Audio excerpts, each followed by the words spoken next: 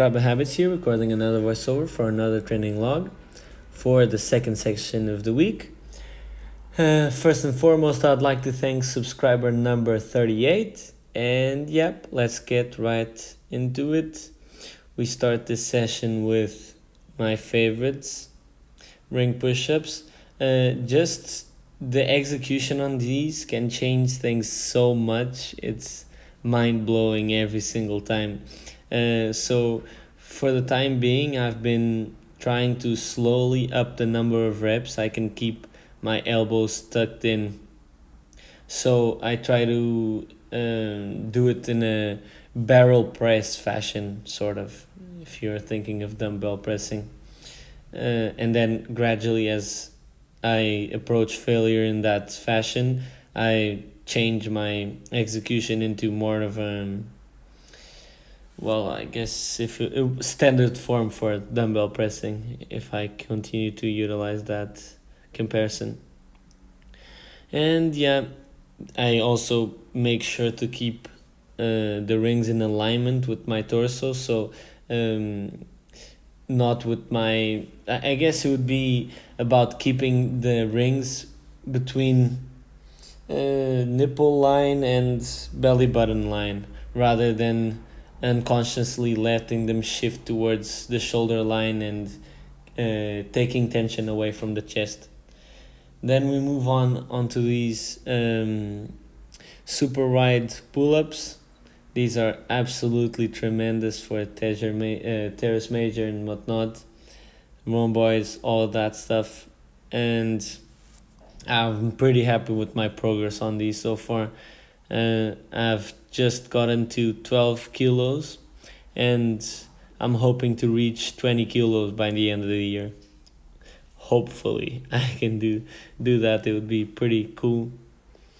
And yeah, here it is very important to be mindful of your rib cage and how you position yourself so as to not drive tension away from the targeted muscles and unintentionally distributing tension throughout the rib cage. So if I flare out my lower ribs, I can really pull a lot more weight, and I'll be a lot stronger in that position, but I'm utilizing my traps a lot more and really disengaging the muscle groups that I'm trying to target. So this is something you can also see. So torso angle and being mindful of rib cage expansion, compression when I'm pushing on these ring push-ups. If I allowed myself to lose form, to lose tension, I really would not be feeling much or doing much with my pecs here. So it is absolutely key to have that in mind, and this is something I've been working on for the past couple of months and really getting better at understanding this, not only logically but physically, and getting familiar with how it feels to be to driving tension to the with tension with intention, I guess that's what I mean. And it is something that also spills over to these chin-ups, close grip chin-ups, where I could really emphasize my traps if I bounced out of the bottom with the stretch reflex and then just pulled with my arms. But instead, I'm very mindful of driving the pulling motion through the elbows so as to engage my lats. And this makes a huge difference on my performance.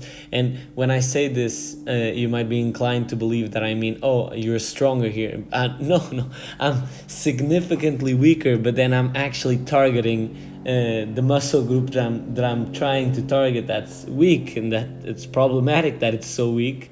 So it's within my interest to successfully target it and develop strength there.